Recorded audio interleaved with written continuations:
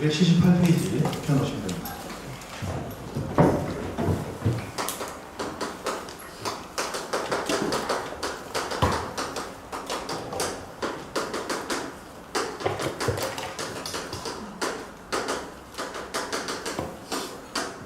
네. 제 이름은 바깥에서는 현식이라고 쓰려고 하는데 자꾸 진영으로 소개가 돼가지고 앞으로 제가 부를 때 양생 또는 양현식생 이렇게 불러주시면 더 좋습니다. 양진영이라는 이름은 제 본명이고 현식이라는 이름은 밖에서 쓰는 예명 비슷한 이름인데 뭐 예명을 따로 만든 건 아니고 한 10여 년 전에 제 어머니께서 이 위에 이름 진영이라는 이름 가지고 세상 사는 게 별로 안 좋아 보셨던 거예요. 그래서 비싼 돈 주고 새로 지어오신 이름이라고 현식이라는 이름을 들고 오셨어요. 진영이라는 이름도 제가 태어날 때 비싼 돈 주고 지었다고 제가 얘기를 들었거든요. 둘 중에 하나는 거짓말이겠죠. 어쨌든 현식이라는 이름을 지어오셨는데 저 이름으로 개명을 하지 않아도 이름은 불러주면 된다더라고요.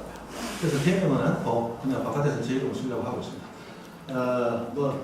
제주도 도망다녀서 이름 바꾼 건 아니고 그러니까 그냥 양현식생 노래 불러주시면 제일 좋겠습니다. 네. 자, 됐고. 자, 우리 부동산 공시가 지금 우리 저번 주에 다 수업들 해보셨습니까? 대략 뭐 공인중개사 시험 어떻게 돌아가신다는 어떻게 돌아간다는 책에는 다 알고 계시죠? 네. 자, 우리 부동산 공시법은 부동산 거래의 안전과 신속을 위해서 나온 겁니다.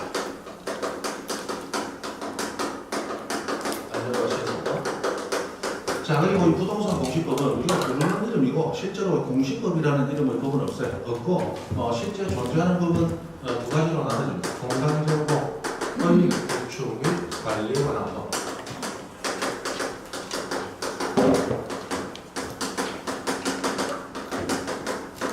그리고 부동산 등기법 이렇게 나눠져 있습니다.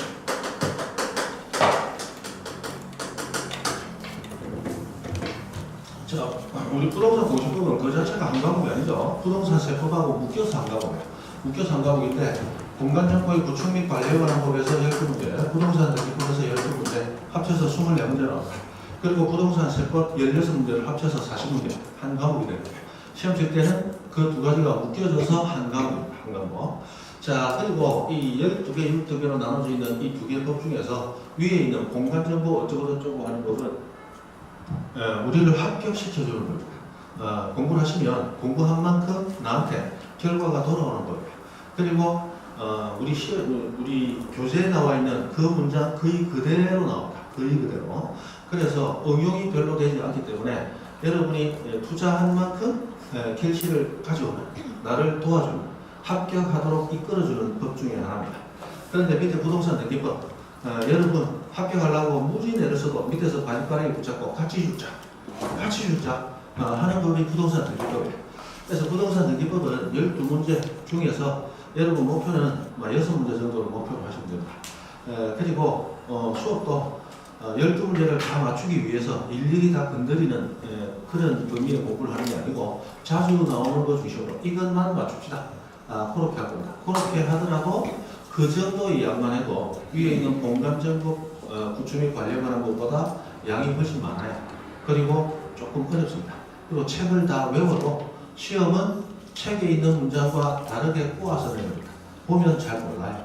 그래서 이 부동산 등기법은 저걸 제대로 이해하고 시험을 치려면 저 부동산 등기법만 가지고 한 50시간 강의를 해야 됩니다.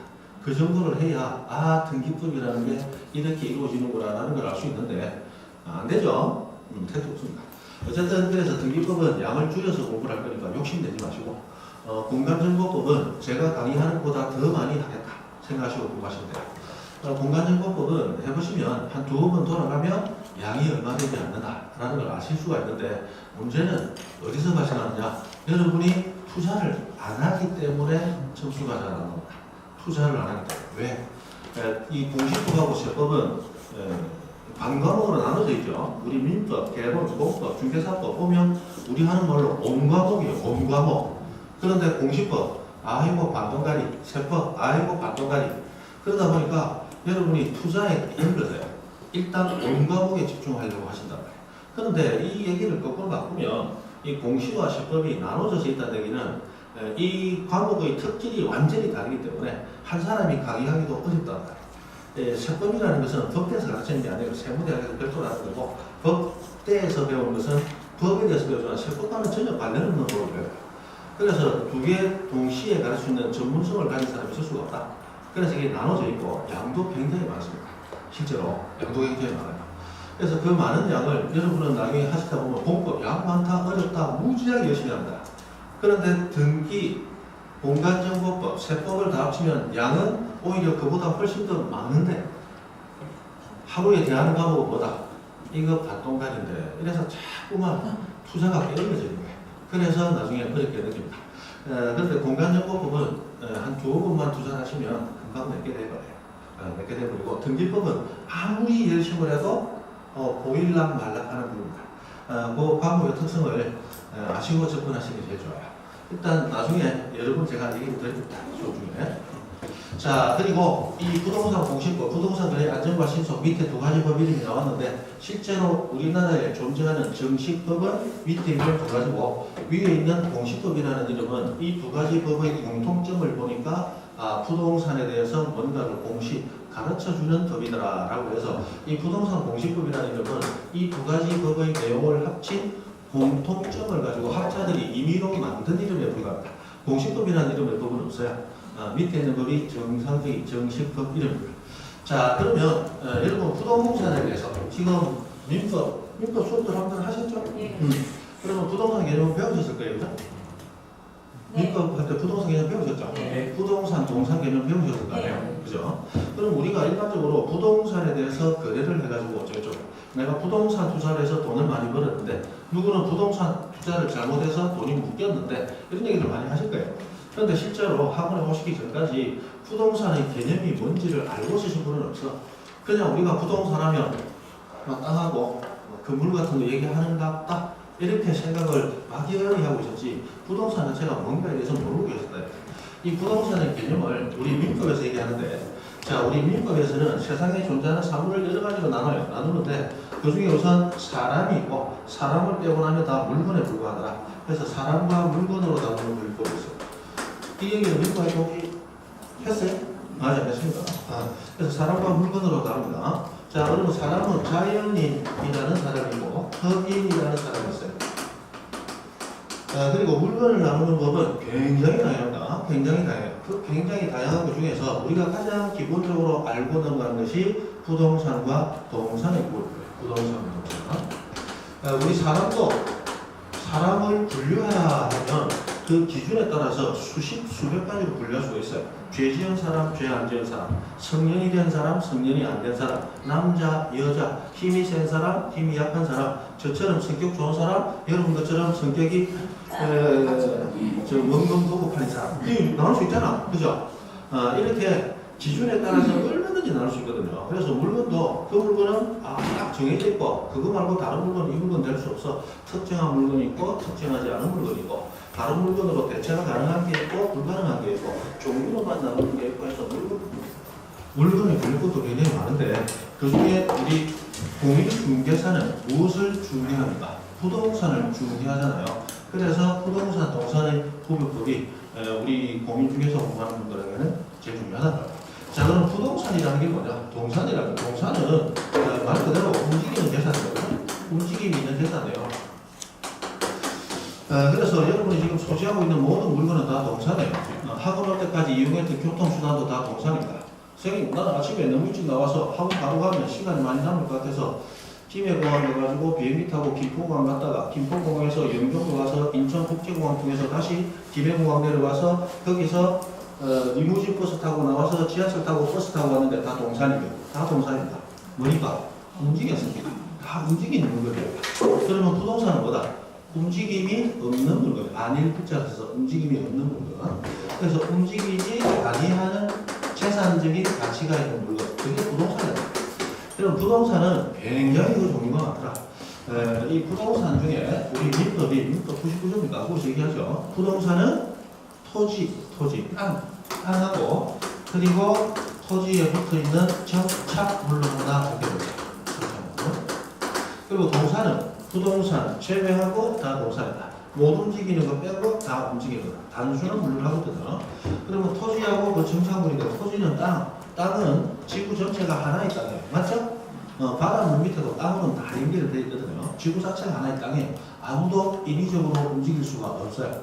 그러면 그 토지는 대표적인 부동산인데 이 토지의 정착은 거기 있다는 게 의미하네요. 법적으로는 분리가 불가능하도록 견고하게 부착되어 있습니다. 그래서 토지에 정착되어 있다 이 말은 토지와 이제 분리 가능하다 불가능하다? 불가능하다. 토지에 딱 붙어 있다. 토지가 못 움직이니까 같이 못 움직이게 된 모든 물건이 부동산이다. 이 얘기한단 말이에요. 그런데 자 우리 국가에서 보니까 이 부동산은 일반적으로 동산에 비해서 굉장히 고가예요.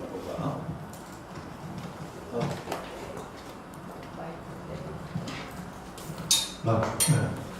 혹시 다른 시간에도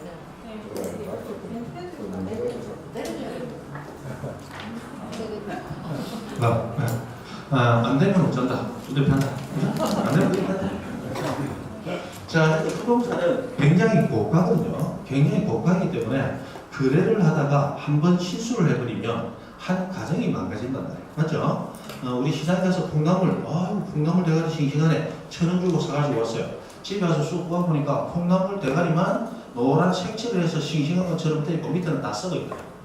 그러면 내 청춘을 바쳐서 이룩한 재산이 다 사라지는 거예요. 에이, 앞으로 그 집에 안 가. 다른 집에 가서 싱싱한 거 사면 돼요. 사면 돼요. 근데 부동산, 거래 한번 잘못해가지고 썩어 나자빠지는 집인데 깨끗하게 신축된 집인 줄 알고 착하게 놓여서 사고 상대방 도망가 버렸다. 에이, 다른 집 사지 뭐.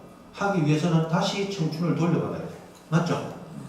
엄청나게 오랜 세월 내가 번 돈을 그것도 은행 돈까지 가져와야 부동산 하나 취득이 가능한 거예요. 그만큼 부동산은 고가단 말이에요. 그래서 이 부동산 거래를 할 때 개인이 잘못해서 잘못된 선택을 하지 않도록 국가가 그 부동산에 대한 정보를 미리 수집해서 가지고 있다가 알고 싶어하는 모든 사람에게 아주 저렴한 가격에 정보를 공개, 가르쳐주기 위해서 나온 법이 부동산 공시법이야. 그러면 이 공간정보의 구축 및 관리만 하고 해서는 토지에 대한 정보를 줘요. 그리고 부동산 등기법에서는 부동산이니까 토지에 대한 정보를 주되 이 토지 이외에도 자 토지에 딱 붙어서 움직이지 못하는 물건 중에 가장 대표적인 거래의 대상이 되는 건물에 대한 정보를 가르쳐주고 있어요. 부동산은 굉장히 많죠. 우리 산에 가면 산에 나무들 심겨져 있죠. 여기 가로수 심겨져 있죠.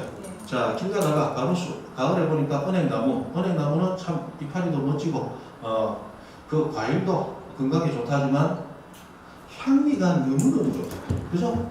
향기가 너무 좋아. 그래서 길 가다가 은행 몇 개 밟고 그대로 집에 들어오면 맞아 죽는다. 그죠? 그래서 나는 은행이 싫어. 그래서 지나가다가 에이, 보기 싫은 은행. 내가 뽑아버려야지 하고 은행나무 딱 붙잡고 확 뽑으면 은행나무가 뽑힙니까? 내 허리가 뽑힙니까? 내 허리가 뽑힙니다. 그래서 이 나무도 이 땅 속에 뿌리를 굳건히 하고 깊이 하고 땅에 정착이 되기 때문에 움직이지 못한다. 부동산이에요. 우리 오다가 보는 전봇대 다 부동산이에요. 가로등 다 부동산이에요. 우리 광안대교도 그 바다 밑으로 해서 땅에 굳건하게 심겨져 있죠. 다 부동산이란 말이에요. 근데 광안대교 사고 팔았다 이게 들어봤다 안 봤다? 안 봤다.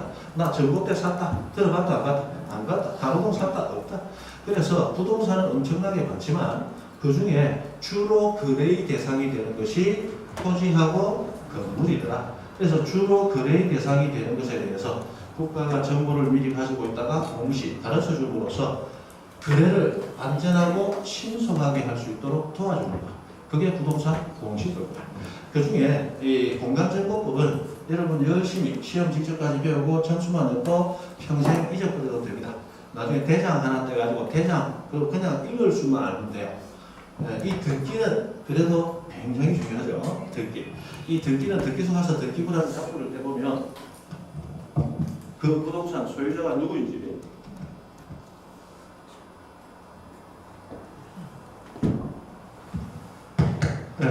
소유자가 누구인지 그리고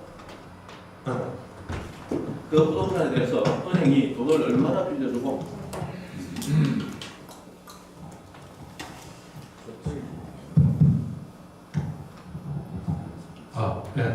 얼마나 빌려주고 그 부동산에 대해서 다 담보대출을 행했는지 이런 것들 우리가 알 수 있도록 함으로써 잘못된 거래를 하지 않도록 도와주는 거. 그게 등기부입니다.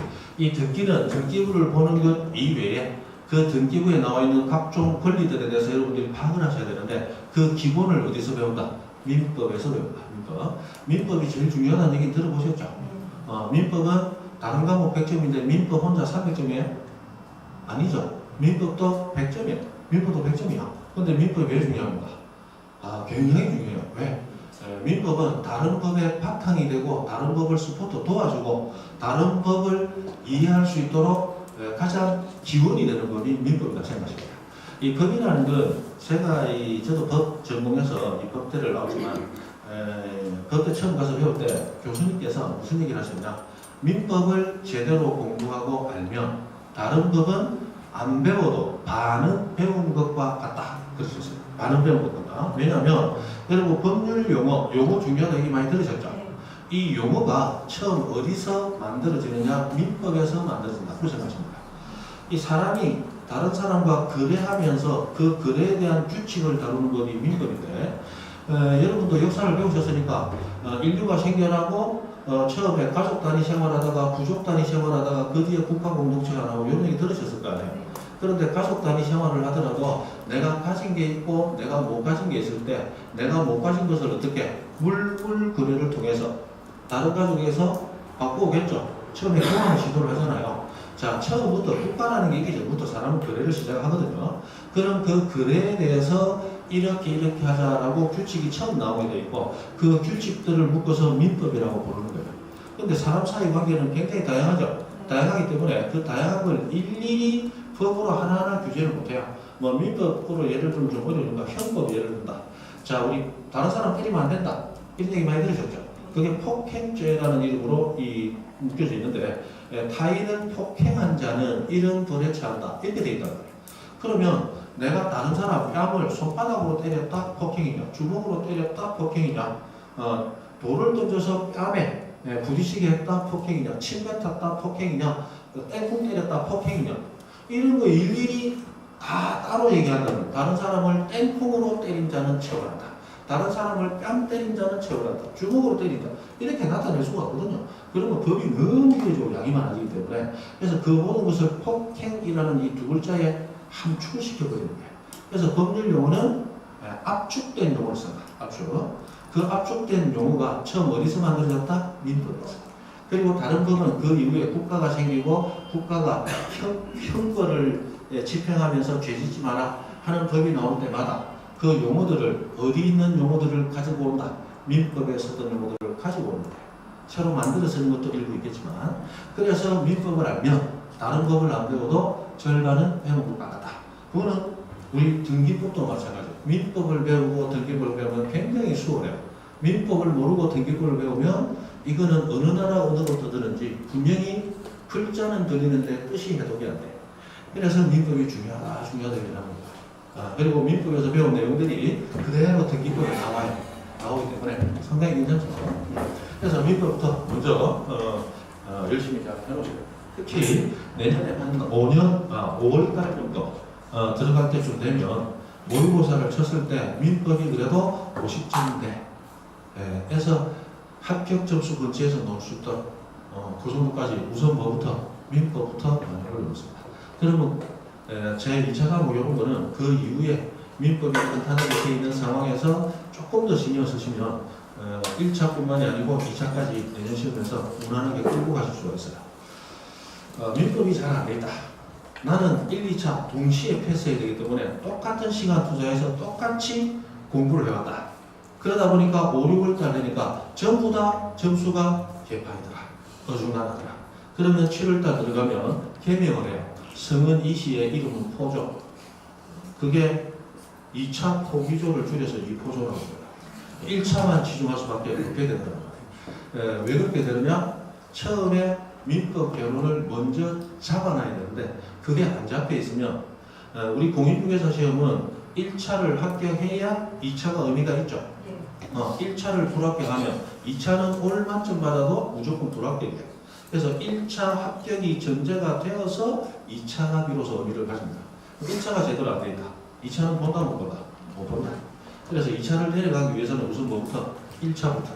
그럼 민법 개론 중에서도 보다 내가 한 과목을 공부했지만 다른 과목에도 영향을 미치면서 더 비중 높게 다뤄야 될 게 무슨 과목이다? 민법이다. 민법이다. 그래서 오늘 같은 날도 여러분 이 공식법을 배웠다 집에 가서 복습을 하시는데 민법 뭐 서너 시간 수업 듣고 집에 가서 5시간 복습을 하셨다면 이런 공식법 같은 경우는 오늘 뭐 서너 시간 들었다 집에 가셔서 1시간 정도에서 가만히 있자 영선생이 요런 얘기 하더만 짝가지고 끄떡끄떡하면서 금방 쉽게 이런 얘기 하더만 그런 거 몇 개 기억을 하시고 빨리 넘어가고 다시 뭘 복습하신다? 민법을 복습하신다. 민법은 매일같이 최소 10분이라고 보세요.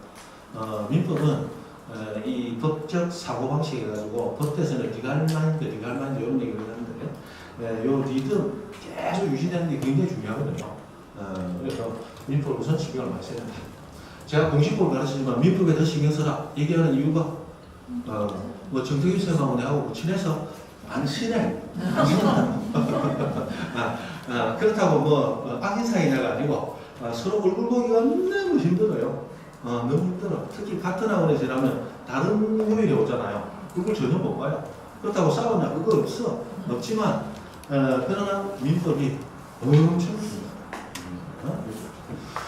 자, 그런데 공간정보법 이거는 우리를 도와주는 거기 때문에 무조건 투자를 좀 하시고 등기법은 뒤에 조금 이따 투자하시고 그 2차 과목에서 본법 명도를 하기 위해서 노력을 하시고 점수는 중개법에서 올려주시고 그런 얘기들 다 들어보셨죠? 그게 기본 중에 기본입니다. 그걸 안 지키면 나중에 가면 공부 방향 자체가 다 틀어지게 됩니다. 1차 민법 개론 그 중에서도 비중을 60대 40, 70대 30으로 나눈다면 최소 60% 이상은 어디에? 민법에. 저 같으면 70% 정도를 민법에 투자를 할 거예요. 이제는 또 아니까 시는 겁니다. 그리고 2차 들어오면 공법은 나중에 과락을 면한다. 왜요? 과목 낙제죠. 과락을 면하는 데 치중을 하셔가지고 전체적으로 내용을 자꾸 늘리지 말고 자주 나오는 파트에서 그 부분만 더 깊이 들어가서 파놓고 이 부분에 나오면 반드시 맞추겠어. 그래서 공법은 여러분이 14문제를 정확히 맞추겠다. 그 목표만 가지고 가세요. 그러니까 나머지는 어떻게 한다? 성은 겐시의 이름은 또라는 사람 일본에서도 들어와. 맞죠? 그 방법으로 또 몇 문제 맞춰주면 그러면 45점 50점 나왔대요. 그 처음부터 60점 넣기 위해서 양을 늘리기 시작하면 한도 끝도 없어요. 그러니까 그런 걸 하시고 중개법은 전체적으로 다 봐가지고 중개법은 최소 80점. 중개법 80점만 나와주고 공법에 면활합하면 2차는 거의 80% 이상 합격을 생각하시면 돼요. 딱 방법 구성이 되거든요. 됐습니다. 자, 또 다음 또 천천히 또 들으시면 되고. 자, 토지, 그리고 토지와 건물에 대한 정보를 주는데, 우리 공간정보의 구축 및 관리에 관한 법은 이 토지에 대해서 다루되 어떤 정보를 주느냐? 사실관계와 권리관계에 대한 정보를 줍니다. 자, 부동산 등기법도 토지와 건물에 대한 정보를 주되 어떤 정보를 주느냐? 역시 사실관계와 권리관계라는 것에 대한 정보를 줍니다. 자, 우리 11월, 12월 달은 전체적인 틀, 그리고 용어, 여러분이 꼭 습득하셔야 될 용어, 그 정도에 집중하셔야 됩니다. 자, 사실관계, 사실 있는 그대로의 관계, 눈에 보이는 그대로의 관계. 자, 그래서 이 사실관계는 다른 말로 표시라고도 부릅니다. 나중에 교과서가 나오면 사실관계 또는 표시라는 낱말은 숱하게 나옵니다. 그러면 이 낱말 자체의 뜻이 뭐냐? 시험에 나오는 게 아니에요. 이 낱말은 여러분이 안다는 걸 전제로 하고 시험에 나오는 거예요. 그래서 요거는 기본으로 다 습득하고 계셔야 됩니다.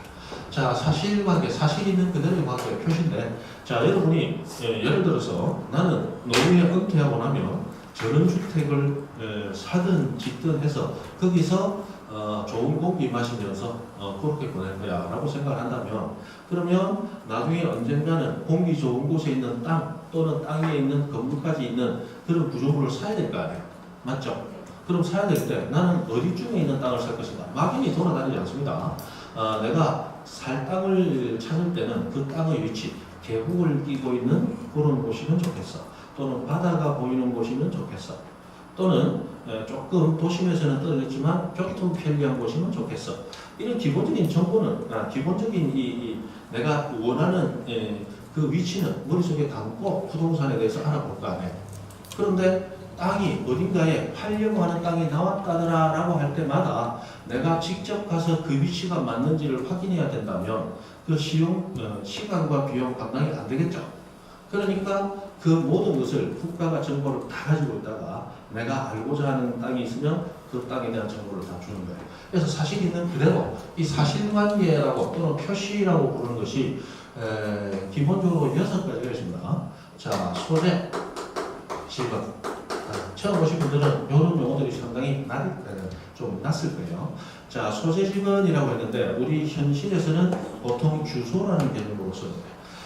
우리 부산광역시 연제구 연산동 100번지 이렇게 주소를 얘기하면 부산광역시 연제구 연산동이라고 하는 이 행정구역의 명칭들을 법에서는 소재라고 부릅니다. 그 다음 100번지라고 해서 번지는 거꾸로 뒤집으면 뭐가 돼요? 지번이 되어버리죠. 번지라고 하는 건 다 숫자로 되어 있고 이 숫자는 땅에다가 땅지, 번호를 붙여놓은 거다 말이에요. 그래서 소재와 지번을 합치면 우리가 얘기하는 뭐가 되더라? 주소가 나와요. 주소. 그래서 그 땅이 놓여 있는 곳 위치가 어디냐 직접 가지 않아도 그에 대한 정보를 줍니다. 그 다음에 자 내가 전원주택을 짓고 싶다. 그러면 그 땅은 주거용 건축물을 지을 수 있는 땅이어야 됩니다.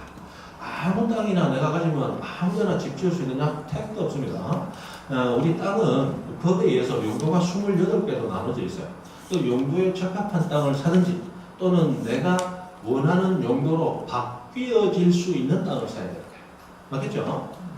그래서 집을 짓기 위해서는 기본적으로 우리 땅을 사면 대지 하나 샀다 이런 얘기를 많이 하죠. 여기서 대라고 하는 지목이 있어요. 그게 주거용 건축물이 들어설 수 있는 땅입니다. 그런 땅을 사야지 집 짓고 싶은데 임야 샀다, 전답 샀다. 물론 집 짓기 위해서 비용과 절차와 노력을 들이면 집 지을 수 있는 땅으로 바뀔 가능성은 있어요. 그러나 거기에는 시간과 비용을 많이 요하게 됩니다. 그런 것들은 나중에 선택하시면 되고 그래서 집 지을 수 있는 땅이냐 아니냐 바로 지을 수 있느냐 없냐 이거 알아야 돼요. 이것도 가르쳐야 돼요. 그 다음에 내가 원하는 크기가 있을 거예요.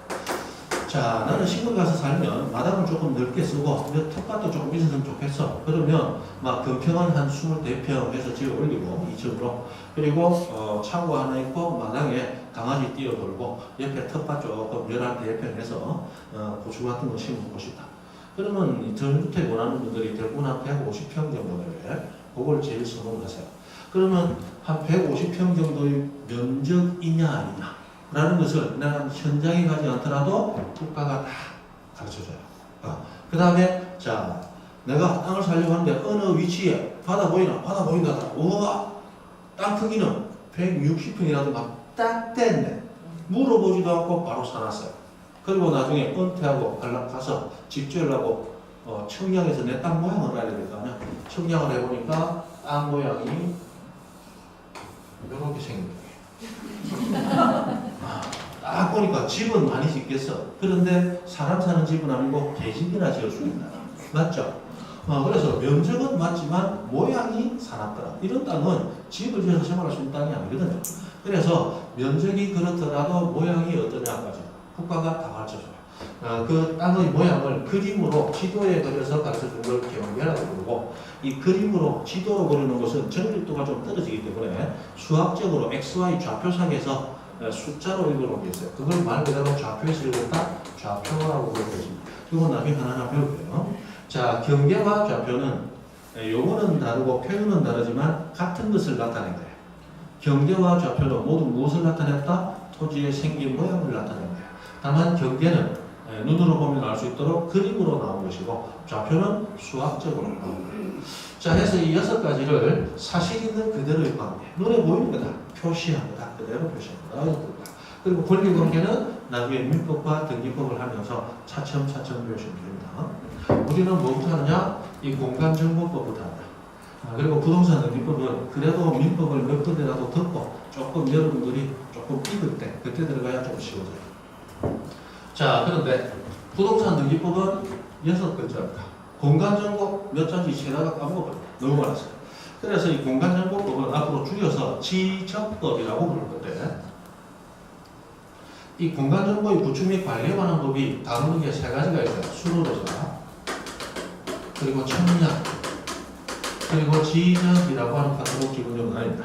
자, 우리는 부동산 공인중개를 업으로 하는 자격증 취득을 하려고 왔기 때문에 수로조사 의미 없다, 청약 의미 없다. 그래서 이 공간정보법에서 나오는 파트는 지적에 관한 파트만 나온다. 그래서 이 지적에 관한 파트만 나오기 때문에 앞으로는 줄여서 그냥 지적법 이렇게 부를게요. 지적법. 편하죠? 지적법.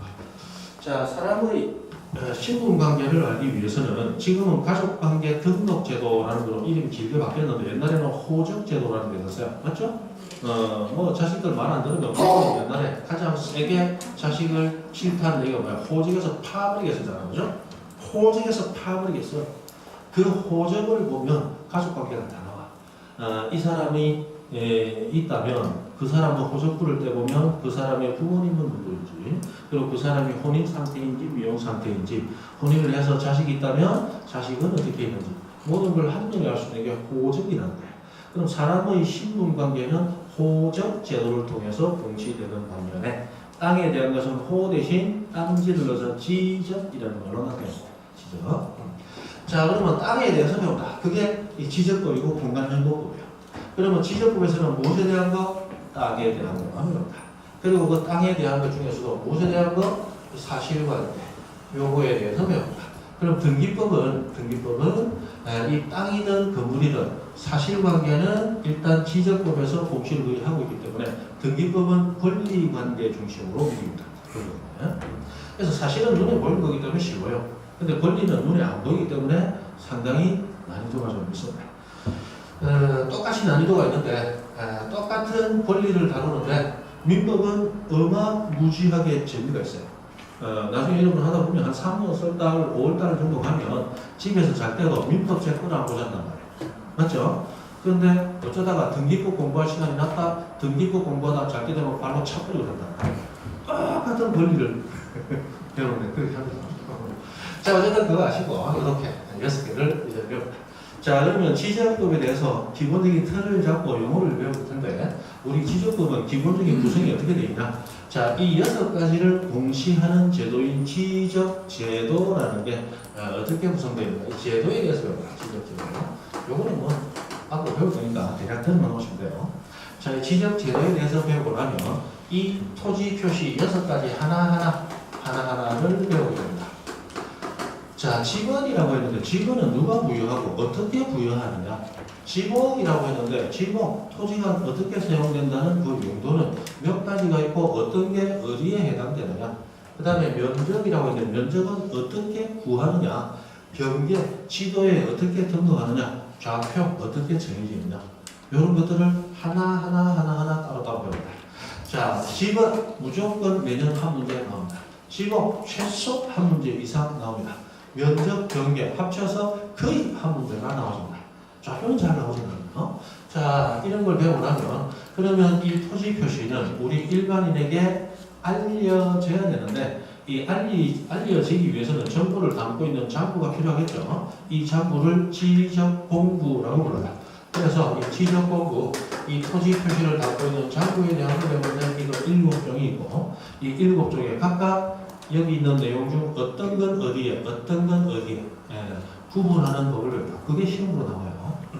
그 다음에 이 지적공부 배우고 나면 그러면 토지 표시가 새로 정해져서 등록되는 거 하고 그 다음에 이 토지 표시가 없어져서 소멸되는 것 하고 예를 들어 자, 바다는 토지가 아니죠. 지적공부 등록이 안 돼 있어요. 그런데 바다가 매립이 됐어. 우리 저 해운대 마린시티처럼 매립이 됐어. 새로운 땅이 나왔죠. 등록해야 되겠죠. 또 새로 등록한다, 신규 등록이라는 것도 해서 지목이 처음에는 농사 짓는 땅이었는데 지금은 집 짓는 땅으로 갑니다. 지목 변경이 있었다.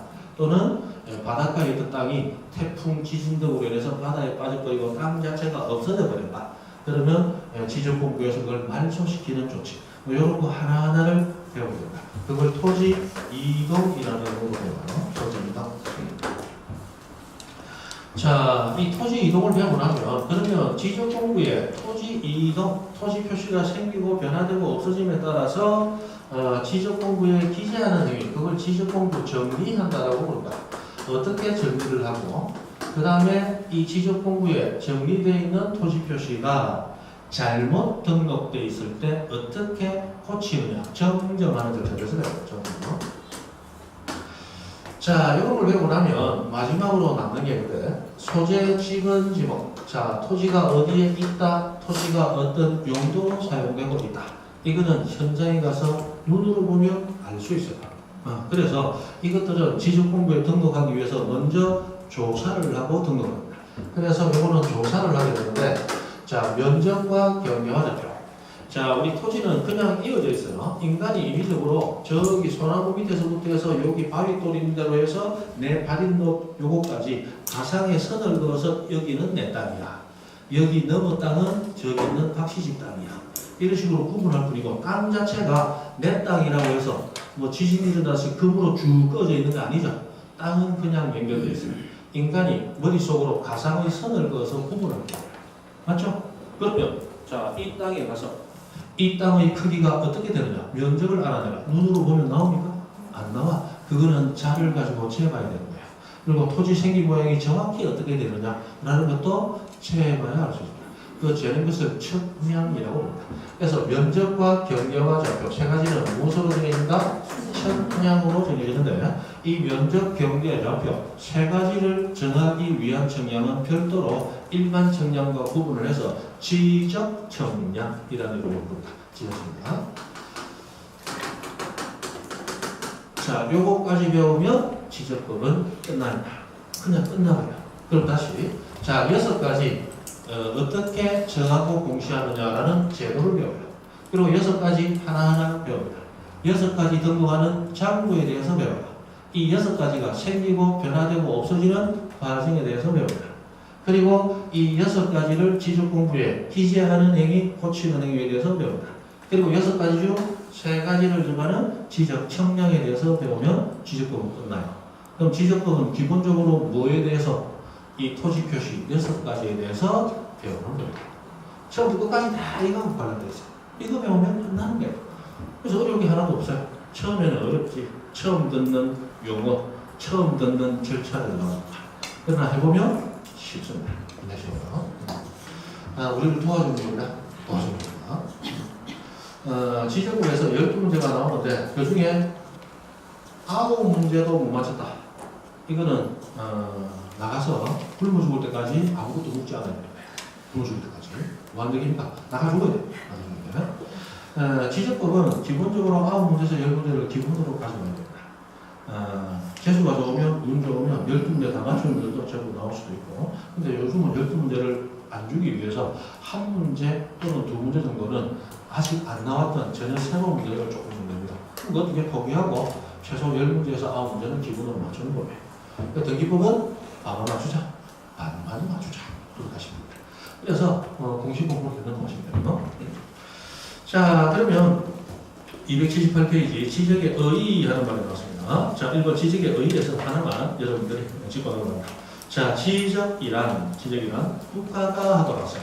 그러면 이 땅의 표시, 토지 표시에 대해서 지적공부에 등록하고 공시하는 이 제도는 국가가 하는 사무이다, 지방자치단체가 하는 사무이다.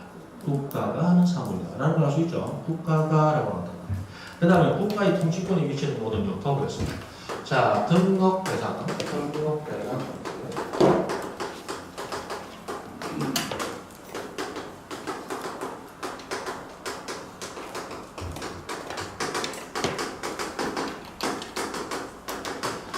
자, 이렇게 표현됐어요. 국가 또는 우리나라는 대한민국이니까 대한민국의 통치권이 미치는 모든 영토 이렇게 됐습니다. 이걸 쉽게 얘기하면 뭐예요? 우리나라 땅 전부 다 등록 대상이다. 우리나라 땅 전부 다 요 6가지가 조사돼서 공시가 된다. 이런 얘기를 하는 거예요. 자, 문제는 어디서 발생합니다. 여러분은 바닷가에 사니까 잘 아실 거예요. 자, 바닷가 땅이 이렇게 있습니다. 썰물이다. 썰물 때는 바닷물 수위선이 여기 있어요. 근데 밀물 때 보면 물이 쫙 차고 올라와서 여기까지 올라오더란 말이에요. 자, 밀물 들어오면 물이 딱 차버린 데서 찰만 떨어져서 만조라고 그럽니다. 그리고 썰물, 물이 밀려가면서 땅이 이렇게 마르게 드러나죠. 요 말을 간자를 써서 간조라고 그럽니다. 자, 만조는 밀물, 간조는 썰물을 얘기합니다. 자, 그러면 간조 때는 땅으로 드러나고 만조 때는 바다 밑에 빠져버리는 삐끔친 부분, 이 부분은 토지인가 바다인가? 만약 토지라면 모든 토지 등록하니까 지적공고에 등록하고 공시가 되겠죠. 이걸 토지로 안 보고 바다로 본다면 우리 지적부에서 다룬다 안 다룬다? 안 다루겠지. 자, 그럼 이 부분은 땅인가 바다인가? 법적으로는 요거는 바다로 본다. 이거 땅으로 안 가요. 그래서 국가의 통치권이 미치는 모든 형식이 이렇게 되어 있는데 요거를 학자들이 조금 다르게 요렇게도 표현한다. 최대 만조위 이상을 드러난 최대 만조위 이상. 이게 이제 가장 핵심 단어입니다. 최대 만조위. 자, 우리 만조 밀물이라고 했는데 밀물도 봄 딸 때 가장 물이 높이 올라온다. 반달 때는 물이 가장 낮게만 올라와요. 똑같은 밀물이라도 보름달이냐 반달이냐 따라서 물 높이가 달라져요. 자, 그때 가장 높이 올라왔을 때 바닷물, 그 바닷물이 가장 높이 올라왔을 때도 그 바닷물보다 더 높이 있기 때문에 항상 드러나는 땅만 등록대상인 거예요. 그러면 보통 우리가 서해안 가면 이런 땅은 뭐라고 불러요? 갯벌. 맞죠? 그럼 갯벌은 우리 지적공부에 등록되는 대상 토지이다 아니다? 아니다. 요게 가끔씩 이제 시험에 나옵니다. 갯벌은 등록 대상이 아니다. 이 갯벌을 등록 대상이 아니다라고 하기 위해서 학자들이 이렇게 해석을 하는 거예요. 최대 만조위 이상. 물이 꽉 찼는데 그 꽉 찬 것이 가장 높이 올라왔을 때 수위선 이상 드러난 땅만 등록 대상이다. 갯벌은 등록 대상이다. 갯벌은 바다라고 하는 거예요. 자, 해서 거기서는 그 정도 보시면 됩니다. 그 다음에 거기에 모든 영토를 필지라고 표현하여 하는 게 나오는데, 필지라는 거. 여러분 오늘 학원에 오다 보니까 저 앞에 할머니 한 마리가 개 한 분 모시고 가는 거 보셨어요? 선생님 미쳤나? 그죠? 할머니 한 마리가 개 한 분을 모시고 가더라. 이렇게 표현하면 됩니까? 안 돼. 할머니는 사람이에요. 사람은 한 분, 두 분 표현하고 동물은 한 마리, 두 마리 이렇게 표현합니다. 맞죠? 그래서 대상에 따라서 그 숫자를 셀 때 그 숫자를 세는 단위가 달라집니다. 사람은 한 사람, 두 사람, 조금 연세 많고 하신 분들은 한 분, 두 분 이렇게 높은 말이 있단 말이에요. 근데 개를 한 분, 두 분 하면 안 되죠? 개는 한 마리, 두 마리예요. 그래서 저도 우리 집에 개를 기르지만 제가 가장 싫어하는 게 TV 동물농장 같은 데 나오면 개가 왔는데 아이고 아빠 왔다 이러면 보기에는 사람인데 개구나? 놀란다. 아이고 주인 왔다. 물론 가족처럼 반려견이니까 가족처럼 가되 나는 주인이야. 저는 그렇게 써야 된다고 생각하는 사람이에요. 니는 그렇게 생각해라. 나는 가족으로 하시면 돼요. 어쨌든 저는 뭐 우리 집에 이쁜 강아지 움직이는 비상식량이잖아. 지금 앞으로 지진이 나든 뭐 하든 전쟁이 나든 그죠? 어디 가더라도 짊어지고 다니지 않아도 지가 잘 따라오다가 최후에는 주인에게 몸보신을 해주고 움직이는 비상식량. 평소에 샷박 준다고. 됐고 이런 얘기 계속하면 나중에 애견가들한테 돌 뜯은 거 됐고. 자, 농담인가 시작? 네. 농담 속에 자, 해서 그럼 우리 토지는 내 요번에 시골에 땅 하나 샀어. 땅 한 개 샀어. 이렇게 표현하는 게 아니에요. 요번에 시골에 땅 한 필지 샀어. 토지의 등록 단위는 필지라고 해서 별도 용어를 씁니다. 그럼 필지라는 용어가 나오면 별도로 이렇게 생각하지 말고 땅 한 개, 한 필지, 땅 두 개, 두 필지 이렇게 표현한다고 생각하시면 됐습니다. 별로 보시면 되고 그 다음에 2번 지적의 목적하고 나왔는데 이 지적의 목적은 공부하시다가 심심하면 한번 읽어보십시오. 그 다음에 공이 용어의 정의 하는 게 나왔어요. 이 용어 정의는 기본적으로 반드시 여러분들이 습득을 하셔야 되는데 그런데 지금은 이 용어 정의만 가지고 여러분 배우면 다음 시간부터는 안 들어오세요. 왜? 알지도 못하는 게 중간에 내가면 재미가 없거든. 그래서 필요한 만큼 그 파트에서 제가 설명을 따로 드릴 거예요. 그거 보시면 되는데 다만 여기서는 지적소관청 개념과 직원 부여지역 개념 이 두 가지만 일단 알고 가겠습니다. 자, 지적소관청 하는 것은 지적에 관한 절차를 우리가 배워보는데 이 지적에 관한 소임을 맡고 있는 관청에 지적에 관해서 처리하는 관청. 근데 지적소관청을 법률 규정으로 뭐라고 표현하느냐? 지적공고를 관리하는 관청이다. 지적공고를 관리하는 관청이다. 그런데 지적공고를 관리하는 관청인데 구체적으로는 누구를 얘기하느냐? 특별자치시장 그리고 시장, 군수, 구청장 이렇게 나누고 있습니다. 자, 여기서 보면 시장이라는 개념에서 바로 해놓고 뭐 제주특별자치도 뭐 국제자유도시 조성 어쩌고저쩌고 하는 법에 의한 행정시장하고 그 다음에 지방자치법 어쩌고저쩌고 하에 따른 자치구가 아닌 부를 두는 시의장 이런 개념이 나와요. 그러니까 행정시장은 포함하는데 자치구가 아닌 부를 두는 시의시장은 소관청에서 제외된다. 이렇게 표현되고 있습니다. 그 다음에 구청장에도 들어가 보면 자치구가 아닌 부의 장을 포함한다. 이렇게 되어 있습니다. 자, 그래서 지적소관청은 누구를 얘기하느냐? 특별자치시장, 시장, 군수, 구청장이라고 해서 그 시군구의 제일 높은 사람, 그 사람들을 지적소관청이라고 부릅니다. 예전에 이런 문제가 한번 나오겠어요. 지적소관청이란 지적공구를 관리하는 시군구를 말하며 틀렸다. 시군구가 아니고 시의장, 군의장, 부의장을 얘기합니다. 그 사람들이 소관청이다. 그 사람들이 이제 지적공구 관리하는 주체라는 거죠. 자, 여기서 우리 시장에서 행정시장에 이런 말이 나오는데 이런 말 보기 전에 우리 지적법을 계속 배우다 보면 시도, 시군구 또는 시도지사, 시장, 군수, 구청장 이런 개념들이 분리돼서 나와요. 그래서 이 개념들에 대해서 우선 여러분들이 아셔야 됩니다. 자, 시도 그리고 밑에 시군구 위에도 시, 아래도 시가 있습니다. 자, 위의 시와 아래 시는 같은 시이냐 아니냐?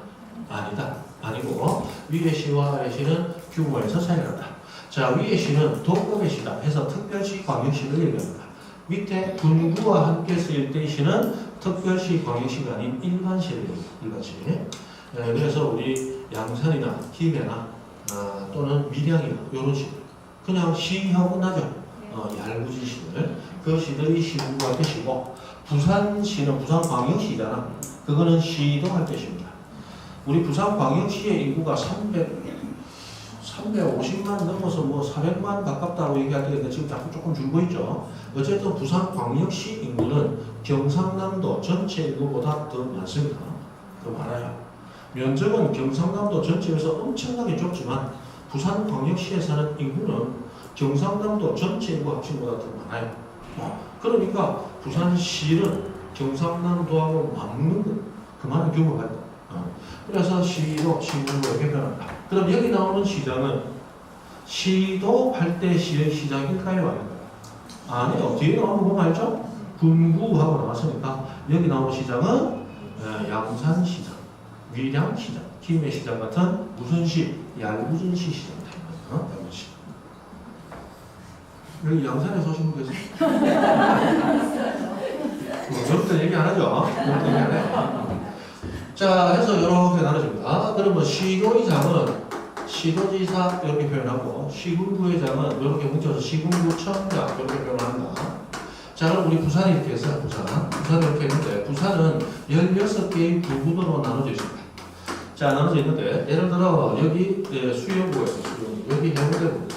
그럼 해운대구의 토지 관련, 지적공구 관련 업무는 해운대구청장이 맡고 있습니다. 수영구의 토지 관련 업무는 수영구청장이 지적소관청으로서 업무를 맡고 있어요. 그런데 이미 이 사람들이 업무를 맡고 있는데 부산시장이 이중으로 관리를 또 할 필요는 없겠죠.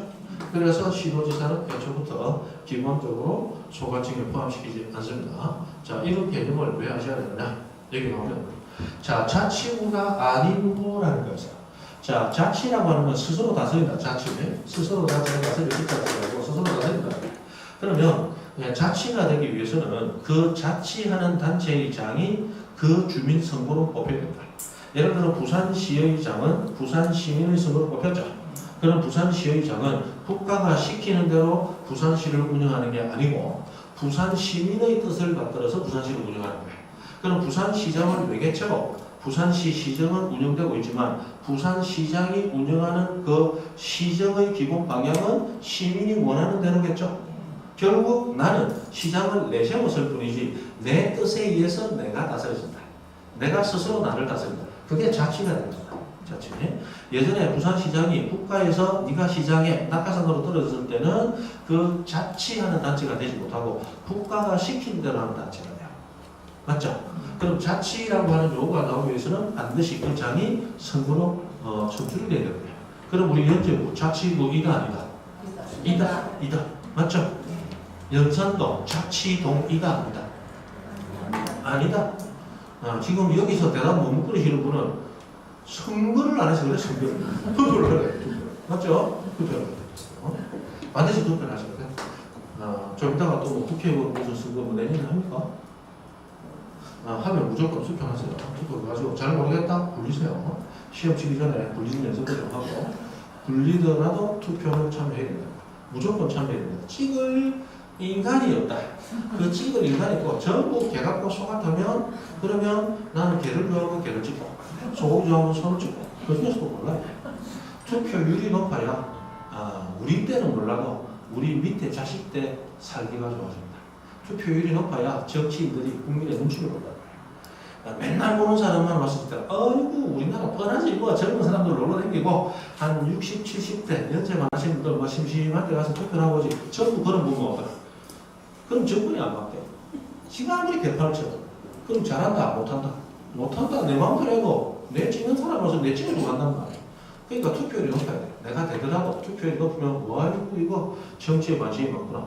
다음에도 이렇게 잘못하면 나를 안 뽑아줄 수도 있겠구나. 이런 위기가 물론 돼야 제대로 한다. 투표율이 높아야 돼. 굴리더라도 찍어야 된다. 그죠? 자, 앞으로 하시면 되고. 그 굴리는 것을 여러분은 가장 잘해야 될 때가 내년식. 평생에 가장 잘 굴려야 됩니다. 맞죠? 내년식. 자, 그러면 여기 쭉 나오는데 자치구가 아닌 구라는 게 있어요. 우리 옆에 통합 창원시를 가면 창원시에 지금 5개 구군이 5개 구가 있어요. 예전에 진해시였죠? 진해구가 되버렸어. 그럼 진해구의 토지는 진해구청장이 관리를 하고 있습니다. 이 사람이 소관청 맡겼죠. 그런데 진해구 위에는 창원시가 있다는 거예요. 그럼 창원시장이 진해구청장이 관리하는 토지 관련 업무를 다시 관리할 필요가 있다 없다? 없단 말이에요. 그래서 자치구가 아닌 구의 구청장 일지라도 이미 관리를 하고 있다면 그 자치구가 아닌 구를 두고 있는 시의장. 자, 밑에는 예를 들자면 진해구청장이야.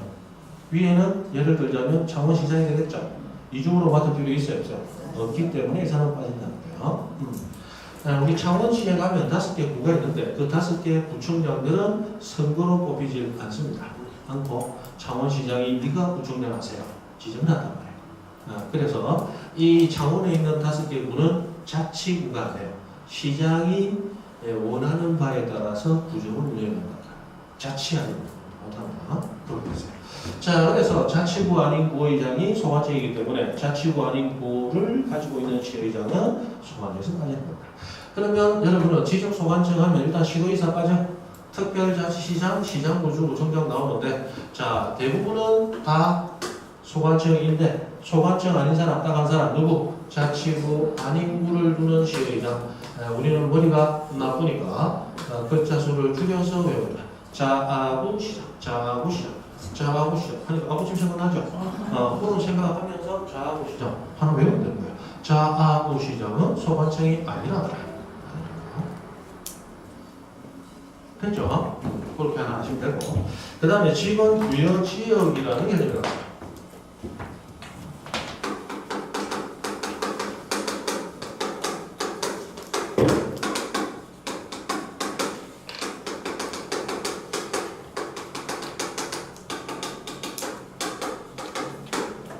자, 지번을 부여한다라고 했는데 여러분들 주소를 물으면 나는 무선시, 무선구, 무선동 몇 번지 삽니다. 이렇게 얘기를 하시죠. 그러면 몇 번지 앞에 나오는 행정구역 명칭이 무선동에서 동일이 나와.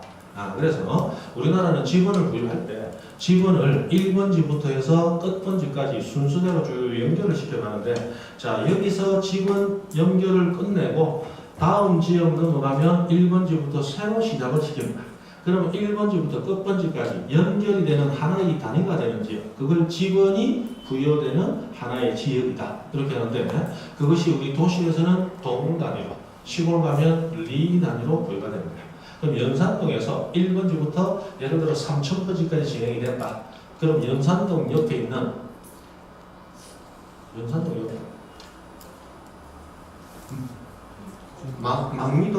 망미동 같다. 그럼 망미동을 가면 망미동은 3,001번지부터 계속 이어져요. 망미동은 1번지부터 새로 시작해요. 새로 시작해요. 그래서 지번이 부여되는 하나의 단위지역이고, 그것이 도시에서는 동, 시골에서는 리 단위로 부여된다. 그게 지번 부여지역이에요. 예전에는 뭐 이런 것까지 나오고 있습니다. 이 동리는 법이 정한 동리를 얘기하고 행정적인 동리를 얘기하는 건 아니다. 이런 것까지 나오고 있어요. 자, 우리 연산동에 있으면 연산동은 연산 1동부터 연산 9동까지 엄청나게 많죠? 맞죠? 연산동 엄청나게 분동이 되어 있어요. 그럼 연산동이라는 하나의 동 안에 연산 1동이 있고 2동이 있고 쭉 있더라고요. 그럼 연산 1동에서 예를 들어 1, 2, 3, 4, 5 쭉 이어져 갔어. 그러다가 500번지 끝났어. 연산 2동 가면 다시 1번지부터 시작할까요? 아니고 500이라고 계속 이어진단 말이야. 그래서 연산동 전체가 하나의 단위 지역이 되는 거지, 연산 1동, 2동으로 나눠져 있는 동이 지번 부여 지역이 되는 게 아니더라. 연산 1동, 2동하고 나눠진 것은 행정적인 목적으로, 즉 주민들에게 서비스를 제공하기 위한 행정적인 목적으로 1, 2동으로 임의로 나눈 것이지, 법적으로는 연산동이라는 이름 하나의 동밖에 없고, 그 연산동 하나가 하나의 지번 부여 지역이 된다. 그러면 여러분 친구한테 이번에 연하장 보내려고 하는데, 연산 5동 1500의 2번지 이렇게 주소를 듣고 왔어요. 1500의 2, 그거 외운다고 연산 몇 동인지 까먹었어요. 자, 나중에 연하장 보내는데 연산 몇 동인지를 까먹어서 포기를 해야 될까요? 몇 동 상관없이 연산동 1500의 2 하면 들어갈까요? 연산동 1500의 2 하면 다 들어갑니다. 연산동 전체 1번지 하나, 100번지 하나, 1000번지 하나, 하나밖에 없으니까 연산 몇 동, 그거는 나중에 전입신고할 때 내가 전입신고해야 될 동사무소 선택하는 데나 영향을 미치는 거지, 몇 동이라는 의미는 없다. 그게 법정동이라는 거로 나와요. 반대로 되어 있는 경우는 어떤 게 법정동이고 행정동이고? 잠깐만요. 자, 그리고 넘어가셔서 281페이지 가보면 지적 청량으로 나왔죠. 이 지적 청량은 우리 지적 마지막 파트에서 볼 것이고, 285페이지 지적을 펴놓고 10분간 쉽니다. 그러니까 예를 들어가지고 이제 부산에도 뭐 수민동, 낭민동을 합쳐가지고 그게 행정동인지 법정동인지 모르겠는데, 수왕동, 낭민동을 뭐 수민동이라고 하고, 그래서 합쳐가지고 두 개 동을 합쳐서 이제 동사무소 하나가 있는 동인데. 그거는 그것도 이제 행정적으로 동사무소 그 안에 합치니까 지역이 좁거나 또는 인구수가 적어서 동사무소 두 개가 뭐라고 하나 비용적으로 적어하니까. 그래서 우리 이런 거 있잖아요. 관리사무소를 줄 때 아파트가 적으면 관리사무소 따로 두면 관리소장부터 해서 비용이 많이 나가니까 두 개 아파트를 합쳐서 관리사무소 하나에서 서비스 제공을 하더라도 아파트는 두 개잖아요. 그거 똑같은 거예요. 그럼 수안동, 낭민동이 있다면 수안동은 수안동대로